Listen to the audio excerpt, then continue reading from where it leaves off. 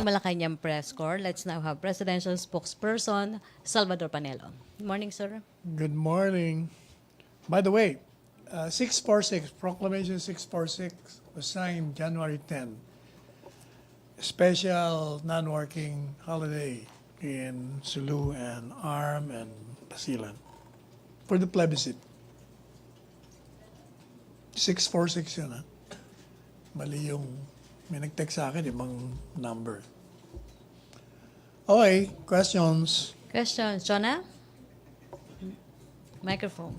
Sir, how about February 8 sa Lanao? 6 pala. February 6. Ano ba yung February? Plebiscite din sa Lanao.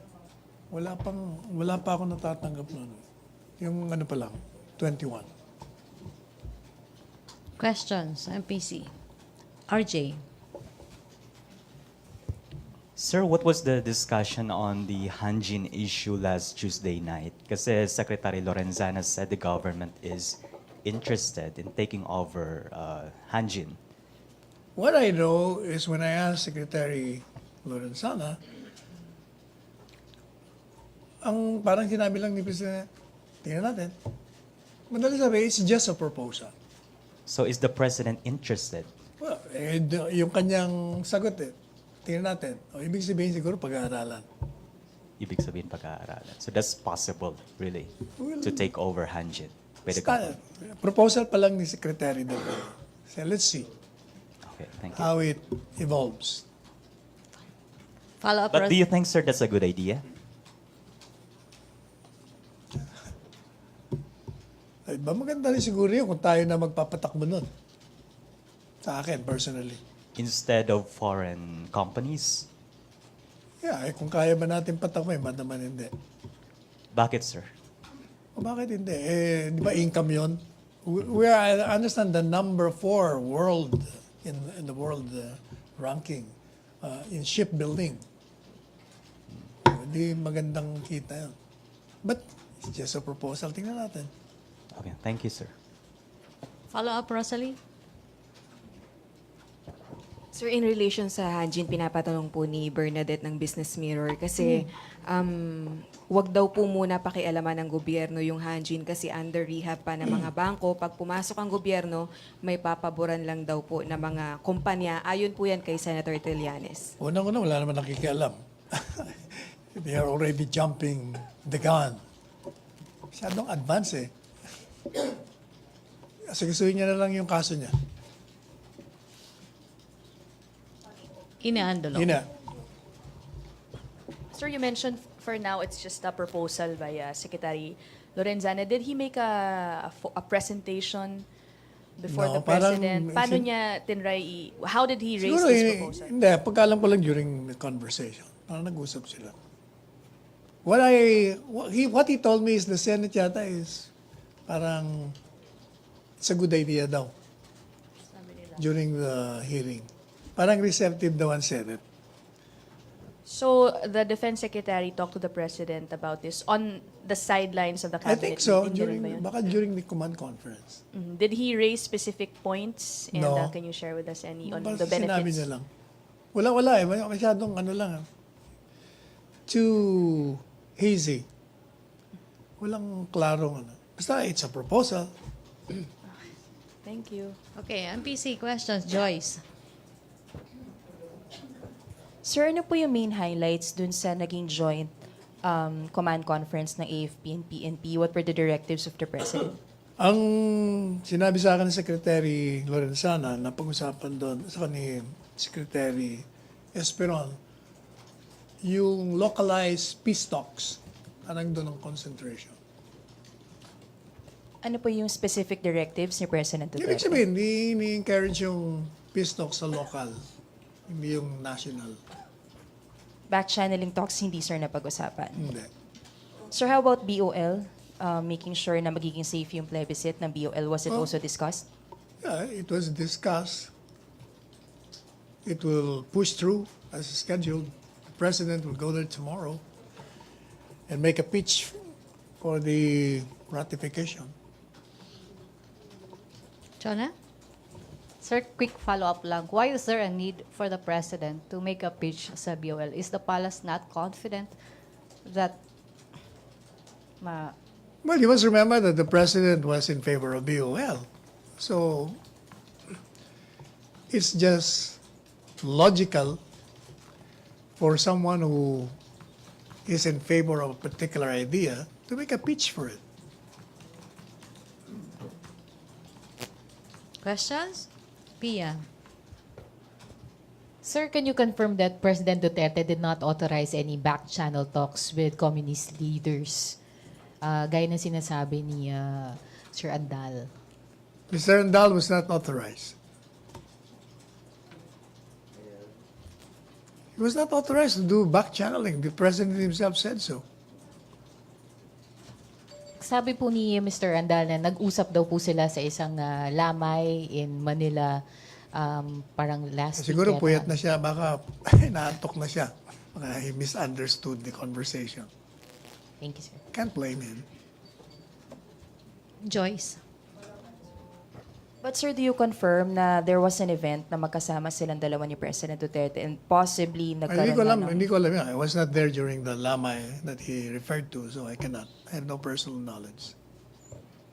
Okay, question. Joseph?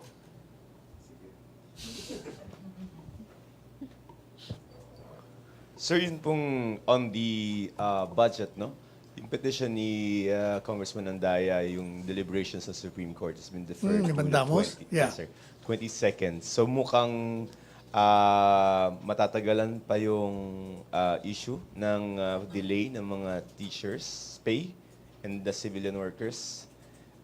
So your comment, so does it depend on the Supreme Court process or of course the budget is independently going on outside of that? If the budget is approved, then the petition becomes moot and academic. And we are confident that I think so. I was with the Speaker Arroyo. She mentioned that most likely it will be passed. would you have a date, sir? Wala siyang sinabi, but siya na, almost passed na yun. Almost passed. What's keeping them, sir? Let's ask them. Okay. Are you not going to up the ante for pressure? Because, you know, Hindi na kailangan. I'm sure they will be passing that naman. They're all concerned with these services, infrastructures that will be affected. and more so the regular, you know, government workers, because these are teachers, soldiers, and policemen who Yeah, are waiting for you. I'm sure they will be very concerned with that aspect. Perhaps before January ends? Baka parang dinig ko Earlier. February. By February. Most likely first or second week of Feb. Okay, first or second week. Okay, Chopel. sir. Chopel.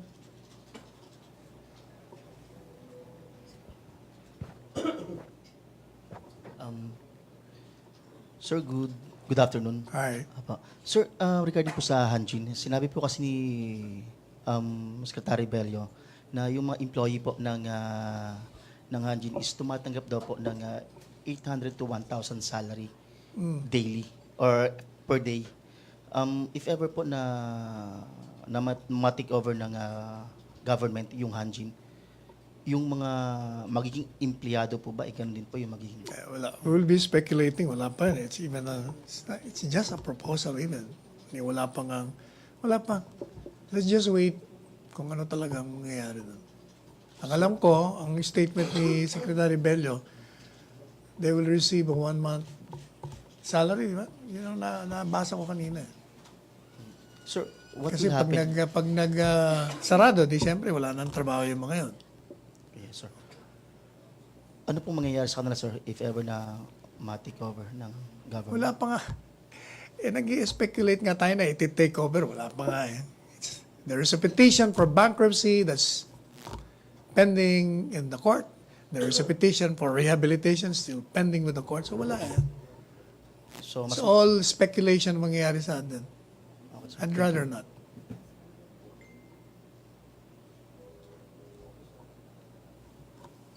Question. Darrell?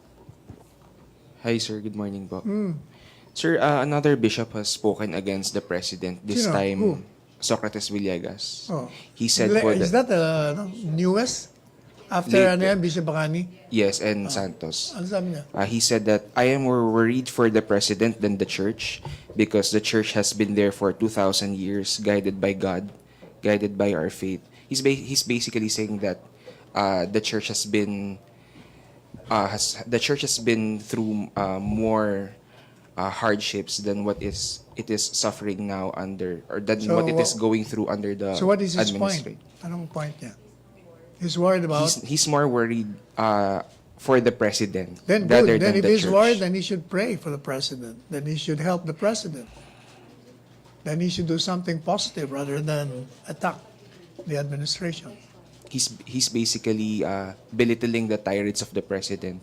Belittling? Na he's saying that ang worry ko sa ating pangulo hindi maganda para sa kanya, para sa kanyang kalusugan, para sa kanyang stature, yung kanyang ginagawang pag-uugali patungkol sa simbahan, sir. Eh, kaya nga, if he's worried about his character, if he feels na hindi maganda, di pagdasal niya.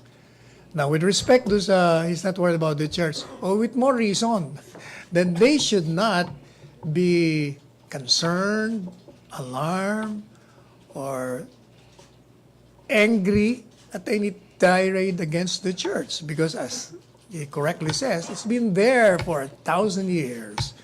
So it's entrenched. So hindi maapektuhan. Ba't sila nagre-react? Sir, what can you say about do you think that this is something that's coordinated na in the past days you already have 3 bishops speaking against the president? So do you think this is now the church like firing back at the president? Not really.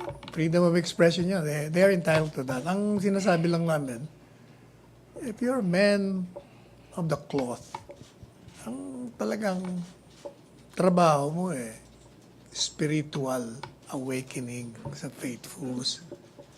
Huwag mo nang pakialaman yung Estado with respect doon sa mga methods na ginagawa ng Estado na sa kabutihan man ng bayan.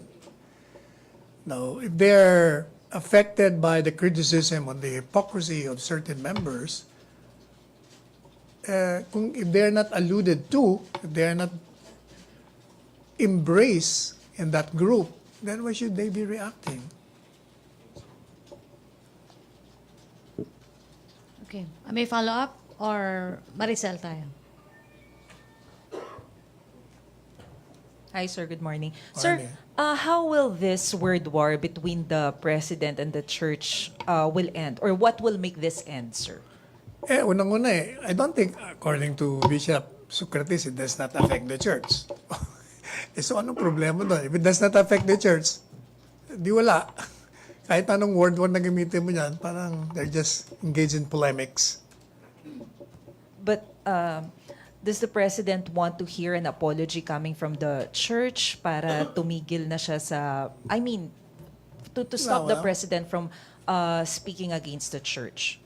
The president cannot be stopped from speaking his mind on any particular matter that, to his mind, is important. In the same way na you can also stop these bishops from speaking themselves. Kahit anong sabihin mo, kasalita rin sila. So, hayaan na lang muna natin. Sir, on other issue, kanina po sa press briefing, sinabi ni Senator Trillanes that he's asking for an exemption from the COMELEC dun sa gun ban dahil he's receiving threats daw, active threats coming from the camp of President Duterte. Guni-guni niya lang yun. He's being ignored nga. Kaya siya pinapansin Di ba? He's an illusionist. So I'm no longer surprised. Thank you, sir. Pia. So dun sa interview ni President Duterte kahapon, Yes. he mentioned a certain Bacolod councilor na drug lord umano, ang nickname niya Kano. What do Kano? we know about that person, sir? And is he included in the narco list? Basta ang alam ko lang, he dressed down the officers whom he relieved because he said na bakit nila pinabayaan na mag-proliferate yung drug industry in Bacolod. At meron pala mga drug personalities involved. I think he mentioned something about the drug lord or suspect na binisita pa. Sabi niya, kung ang bumisita doon, investigador, okay lang yun. Pero kung bibisita doon, number 1 and number 2, something is wrong. Kaya siya naiinis. So, yun yata, sir, yung tinutukoy ni President Duterte, yung kano. So, ano, sir, what do we know about him, sir, in his Wala. activities? Me, I don't know anything about him yet. Well, have we filed charges against him, sir? Wala akong alam. Hindi ko pa alam kung sino. The investigator will be doing that, not us. Thank you, sir. Chopel? Sir, kanina po, I think this morning lang po ito, statement po ni Senator Trillanes na kahit daw gumawa ng move si Senator Soto na magkausap silang dalawa ni Trillanes, magkausap sila ni Pangulong Duterte and Hindi siya Senator kakausapin. Trillanes. Yes, sir. And then after ng... Wala siyang parang makipag-usap doon. Yes, sir. And then tinawag po ni Senator Trillanes na satanismo si Pangulo. Baka he was referring to himself. Yun lang, sir. Thank you, sir. Thank you. Questions, MPC? Alvin Baltasar. Sir, good morning. Sir, follow up ko lang doon kay Bacolod Chief of Police. Sir, is it true that the President has ordered a lifestyle check on Senior Superintendent Ebreo? I heard that too. And I think that should be SOP.